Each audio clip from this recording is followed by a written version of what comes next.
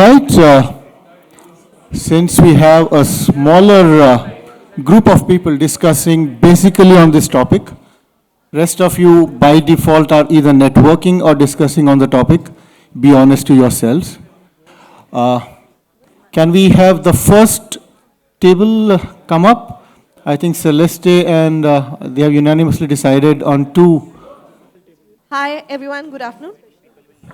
I'm Kiran Bhambani, and I'm representing the team here, which is on topic 2. So all of us are marketeers here. All of us wear capes as superheroes of our company, right? And communicate things very effectively to our customers. It's important that we are fast-paced and we are extremely reactive to how our customer is, what are the kind of different target audiences we're approaching. So my colleague here has come up with a very interesting concept, so I'm going to hand over the mic to him. Thank you. So hi, my name is Somideep. I work for NTT Data. So I lead their offering marketing team in India. So coming to the topic, so what we have done as a group, we come up with a framework called PACE actually. PACE stands for purpose-led communications. A stands for authentic, C for compelling and customized, and E for emotions. These are the 4 pillars which we felt are important to drive any customer value on that. So, Yes, absolutely. So the new age customer in the new normal after COVID has become somebody who knows about community living, gives importance to security, gives importance to transparency, is very emotional, cares about how the brand is talking to him, and that's very important. So when we talk about purpose, they actually really understand purposeful brands now, purposeful communication. They know what sustainability is, and that's purpose. When we talk about authentic communication, now the customer is very smart. He realizes who is authentic, who is not. How are you really talking sense? Are you really believing in what you say? Are you going to deliver on the promise that you tell them? So that's authentic and compelling communication. I'm so sorry. Communication, which is compelling, is very important. You need to believe in yourself and then communicate to the customer. Customized and generative AI, and what we were talking about this earlier, is helping us customize communication. Somebody who says, "Hey Kiran, you came back to us earlier. You left off at this space. Can we continue the conversation?" It kind of makes me feel better. Kind of makes me feel like the bot knows me. So yes, customized and emotional, of course. Safety, security. I work in the realty space, and I see people actually looking at, I want amenities, I want balconies, because I was stuck in a home during COVID for a very long period of time, and my needs have changed now. I need a space where I can work from home. I need a space which is my own space in case something like this happens again. So the requirements of the customer have changed in the new normal, and yes, that is where PACE came from. yeah, and to adding to the point on emotion, okay, so we are obviously, since Gen AI is the flavor, right, everyone talking about Gen AI, I think more and more people use Gen AI, the things will become more unemotional on that. I think for the brands or marketeers to differentiate, I think the element of emotion has to be there. Finally, it's in human to human. We are talking to a human. So I think the emotional part of the communication will help drive that additional value and possibly pass on the message and help you connect with the brand. So, thank you. Thank you.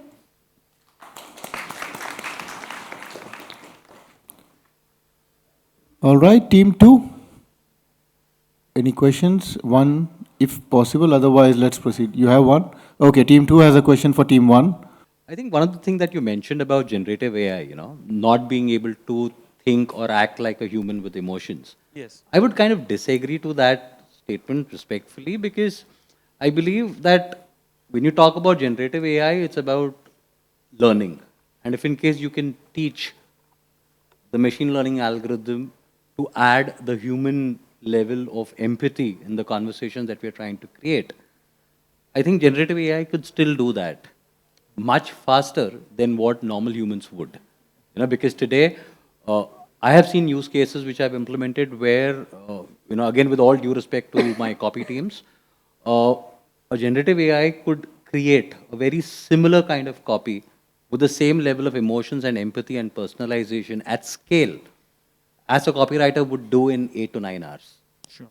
So So primarily it's more about what is the input and how long the generative AI or the ML model has been trained.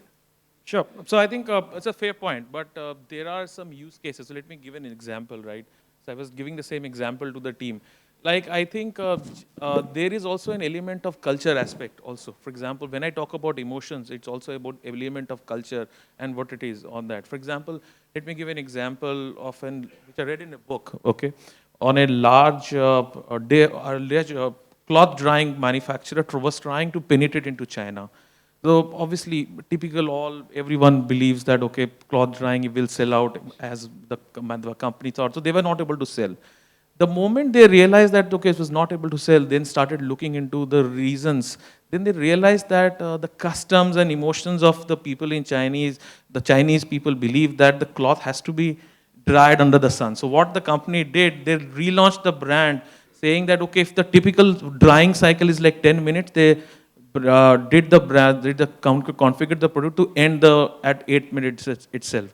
And so that the last 2 minutes, let maybe 5 or 10%. So when I talk about emotions, so so obviously these elements, we don't see that the Gen AI will be able to drive. That's where the emotional part of, for example, as a consumer, what is in my mind, what it is, so that will be important. Similarly, for example, we talk about the reality space as well, right? For example, when you're buying for example, someone who is buying maybe a 2 crore, 3 crore property or certain thing, his needs will be very different. He's dealing with a lifestyle, and within that, there will be certain emotional element that needs to be tapped in. No, but again, the same person who's buying a 2 crore, 3 crore flat is also the person who buys a toothpaste, who buys a toothbrush, who buys a car, who buys grains, who buys everything.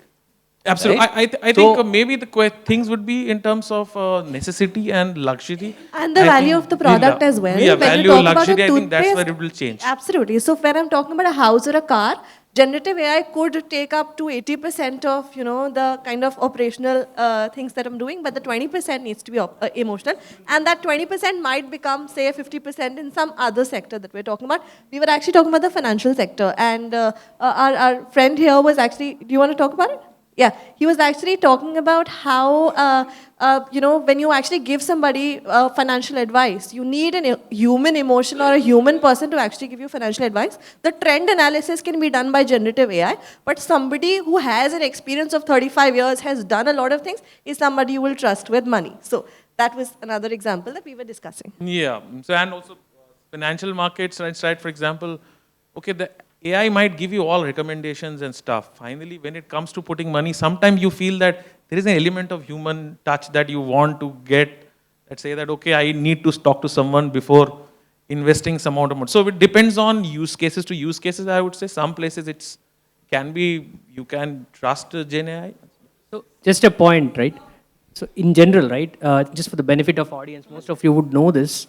So generative AI by technology is actually a productivity enhancer. That's where it ends. Technically, irrespective of a language model like a ChatGPT, and then you have enterprise-specific language models, it's all about synthesizing the data and able to be an assistive, predictive decision enhancer, both as a developer as a marketer. In principle of that construct is a concept called human in the loop. So human in the loop actually comes towards the fair end of it, that constitutes empathy, experience, and all of that. That goes back to the subject matter expertise. Let's take a contact center experience example, right? It can actually do 8 of the 10 call creation, call answering thing. But the last 2, where a human is really frustrated when someone calls up, that's where the call deflection happens. Now, if you're a marketer, you can actually segment your campaigns to that 8 and the 2, and the human in the loop is still important. That's why I think it goes back to you. The narrative is still the marketer's frontier. Yeah, absolutely. Thank you. Okay, good afternoon, everybody. My name is Nirmalya. So, in fact, we have jotted down few points here when we are actually discussing redefining customer value in next normal. There are some very important aspects, which we should also talk about. Like, for example, today, if you look at, a lot of new normal customer, today, as we are seeing, they are far more responsible and they know what they are looking at. They're looking at various medias. And in terms of availability, today, if we look at website are the central focus, okay? And with a whole lot of customer centricity, when you look at the website of any product or services, there are key elements, which we were discussing just now here, the hyper-personalized messages, to retain your customer, retargeting the old one, reaching out to the new one. So we have jotted down few points. Then the first was the content to community to commerce. Okay. I'm just sharing one by one. Moving from CRM to CXM, then reducing friction. That is another point. Okay, like any website, as we go, the experience has to be good. I mean, at the end of the day, there shouldn't be much of a buffering or, loading time and all those things, the speed, it all matters, we know. And mobile shopping today, if you look at, the other day I was discussing with my friend in Google, there is a 53% of this observation, they are leaving right after 5 seconds because, they are not able to see, something interesting, through the mobile phone. That's very interesting data. And e-commerce is here to stay, as we all know. In fact, for next coming 4 years, it's going to be one of the main platform, which it is already. Then coming to the next point is conversational. Okay, so the touch points today are very, very interactive. UI, UX, we have been all discussing these factors. We are seeing live videos, Insta Reels happening, brand advocacy, social influencers, YouTubers, new profession has come along all the way, okay? So these are all new age. In fact, after COVID today, if we actually look at whether it is a physical thing or a mental wellness, or, if you look at the cashless transactions, or for that matter, entertainment, everything has undergone huge transformation, right? So in that parlance, if you look at, we have reading of the sentiments across the customer's various journey in his or her, product life cycle or the service life cycle, whatever, today we look at is very important.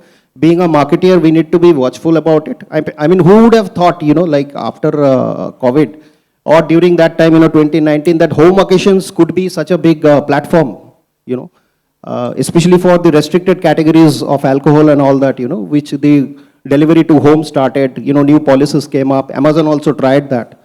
So all these things have happened, emergence of new trends have happened, and they are, as I said, they are today far more responsible and they know what they're looking at. Then we have data-driven neuromarketing. That's one more thing, which we thought that very important. We'll discuss, going forward. And then supply chain, yes, very important. You do everything correct, but at the end of the day, if the supply chain is not correct, I mean the operational excellence, right? I think some of you would agree here from the supply chain, okay? So they are bombarded with targets, a lot of challenges. Like I can talk about my organizations. We have this many tons, to look at the export markets. We look at some 20 markets, 21 markets to, attack in Q3, Q4. And we have predefined, the measurements. So not always it is at the feasible cost. Taking into consideration the geographies, the modalities, seasonalities, whole lot of aspects are there. So that's one. And then rational emotional stimulus is also very important, which we thought that, participates to redefining customer value. Yeah. You want to add something? Some more to add. I know we all are waiting for our lunch, but a quick one. We have a good representation of advertising and marketers on this table. The first thing, our topic is redefining customer value in the next normal. So the first question that we debated and discusses was, what is the next new normal? What will be the next new normal? So we started with technology, which has dominated us during the pandemic. It will continue to be with us, but it has to be humanized. So we came with this term called phygital, that technology actually shot up during pandemic, but now it is coming back to a mix of physical and digital. And that's emotions, somebody mentioned on the table. I think that's very, very important. The second very important thing that we discussed was customer value. And it starts by not saying what the brand wants to say, but by listening to what the customer wants. So listening was a very, very important point that we had. And to define the value, I'm giving it to next panel we have. So thanks. So we are here in the phygital kind of world where few things from a micro movement perspective matters, which is I want to know, I want to go, I want to do things, and I want to buy, right? So where the human inputs are required. So where we discussed about three aspects where a lot of times we miss that, AI and then the outcomes would be humanized. But what we feel is that the inputs has to be first humanized. So it's first HI, then AI, then again HI, right? So that is what we kind of discussed to kind of ensure that, because there is a certain degree of, emotions. Somebody in the previous table did mention that a certain degree of emotion connect is required, and that emotion connect, it's the part that how is, do I get a positive feeling about the brand? To get that, emotional connect, the first touch point of a human understanding, which is the listening part, is very, very important. So these were a couple of points, I think, that we had discussed, and there's one more point. Another thing that we discussed was content clutter. Today, we all brands from different categories are targeting maybe the same customer. How do we avoid that and be just present at searchable points where the customer at their own needs can come, search for you, and there be frictionless, be desirable, be present with simplified emotional messages. So avoid content clutter, have simplification of messages, and pull, do not push. Thank you. That was, any questions, happy to take up. The mic there. So I have, just giving you a little bit of background so that my question context is a little more clear. So I have had my corporate career of over 11 years, and my last gig was at Times Internet as in the tech part. Now I have a startup which is CBD related, and as most people know, it's medical cannabis, right? So there is more of a pull, of course, because people are actively looking for holistic solutions, and we provide that. But we are a startup, and most companies are very ROI driven, especially startups which are very aggressive. So I want to understand, and I'm very, very curious to know how do you think in a paradigm where the push is very, very important, because numbers, of course, marketing cannot just put their hands up and say like numbers hamara nahi hai, but because that always comes to us, right? But how do we subtly do that pull even when the numbers are still so important? Because I agree with you completely, but I'm like finding interesting how to kind of activate that. No, you're right. And that's been the hot question around from roundtable 1 to roundtable 2. A quick one from my side, and I'll pass to others. It's about what is the percentage division you're doing between a push and a pull. Yeah. When you're doing awareness and consideration, you need to spend money. Even big brands or the startups are putting up money in terms of brand awareness. How much depends on what maturity level as an organization you are. There's been study on LinkedIn, I was discussing with some other member, by Les and Bennett on B2B brands and B2C brands that say that for B2C, it has to be 60-40. 60% on brand awareness reach and 40% on conversions. However, for B2B, because the journeys are long, make it opposite. Make it 40% on brand awareness, 60% on performance. So it's like every brand needs both. But what one to optimize depends on what maturity level that organization could be. And I'll just pass. So I also wonder, when you are talking about being a startup, so establishing a startup is getting difficult because there are like host of startups across segments, across sectors coming up. So there's also requirements. So marketing is not only about numbers and not only about the pull and push, it's also about the brand story. Okay, so when you are able to resonate with your customer, with your brand story, that push factor goes down and that pull factor picks up. So if you can actually, again, coming back to that emotions, the content clutter, the simplification, but if the brand is able to register in the customer's mind that yes, the brand resonates with my feelings, my behavior, my thoughts, my requirements, then it will be easier for you to make it a pull product. And I can say for like the Amazons or the Zerodhas in the, the Grow in the financial sector, also financial sector, because I come from there, I'll have, examples from there only. But there also, you become so attached to a brand because it listens to you, because it cares for you. These were all startups and they have actually gained that, piece of heart of their customers. The heart is there, and that is where, you know, that major decisions happen, and not by mind. So mindful decisions, okay, but then all these decisions, when taken by heart, the customer gets associated with the brand. So for startups, I would just suggest that create a brand story which is like really awesome, and you can nail the game. I just have one thing to add. Just one more thing to add here. If, no, just, I think what she said is right. I had a startup of my own, so I understand. And I also now, you know, do a lot of marketing roles for startups. So I think the getting your, you know, the USP precision, understanding what is, there are various pain points of your customer, but getting that one is very important. We had Swiggy, Instamart, we had Blinkit, we had, you know, Zomato doing something, Grofers. But I think what Zepto did suddenly came and said 10 minutes. I think that 10 minutes was the story. That is a pain point of many, you know, people. And I think that 10 minutes really stood, you know, made them a huge brand. So understanding what is the one biggest pain point. And I think the second part is about also, you know, understanding where your each consumer journey is. And doing a precision marketing, talking to them about what exactly are they looking for is most important for a startup, because I know low budget, we look for high ROI. I just have one thing to add. I'll just add one perspective. Sorry, it's just. So I think what I have been taking, I mean, beautiful insights shared by everyone. In my past experience, what I have believed and I have seen is people have been speaking about visibility, brand visibility. But we have come to a point where memorability matters more. So me and my team go by a belief that a brand that is remembered is a brand that is bought. I think that the story that you were talking about, the pull factor that we are talking about, all is about memorability.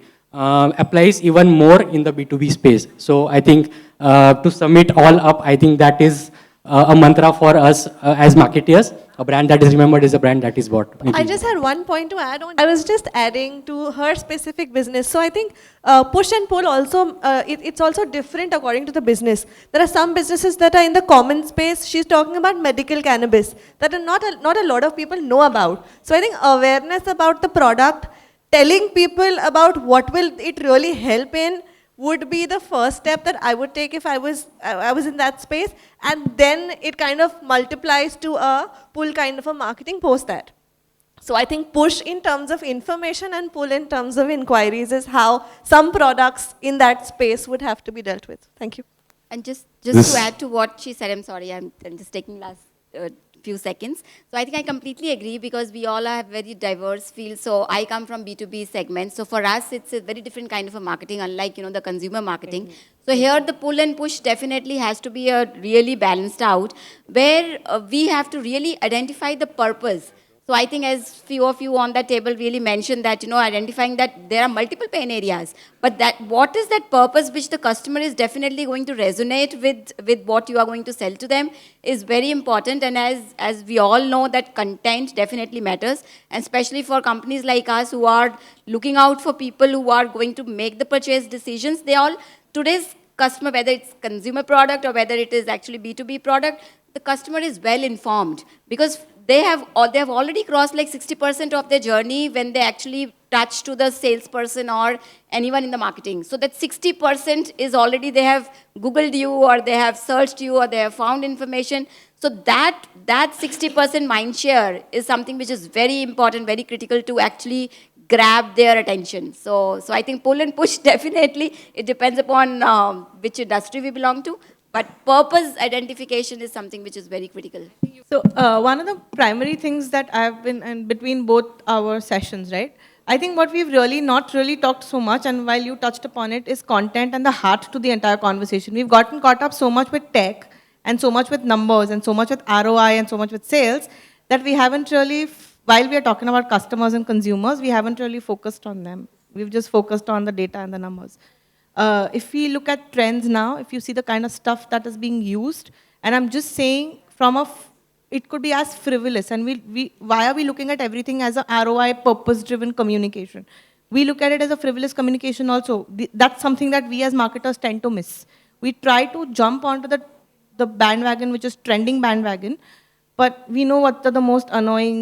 I mean, we can't say the word so beautiful without finishing the rest of it and that blaring into our head anymore, right? I'm So- the biggest hater for moment marketing. Yeah. I'm never going to do it. Like, and I've Correct. seen it that it just like falls on your face most times because then it just looks like you're following this one herd.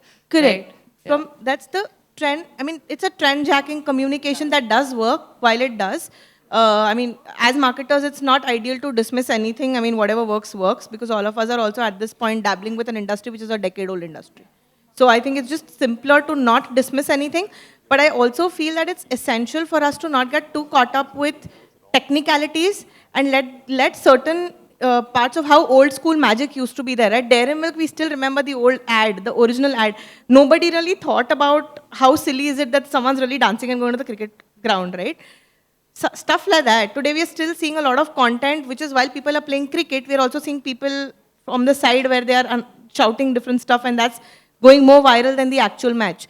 Can we find those mixes in our brands and communication, not necessarily from the point of view of technical creation, but from a point of view of what magic can my communication be that becomes a trend later on?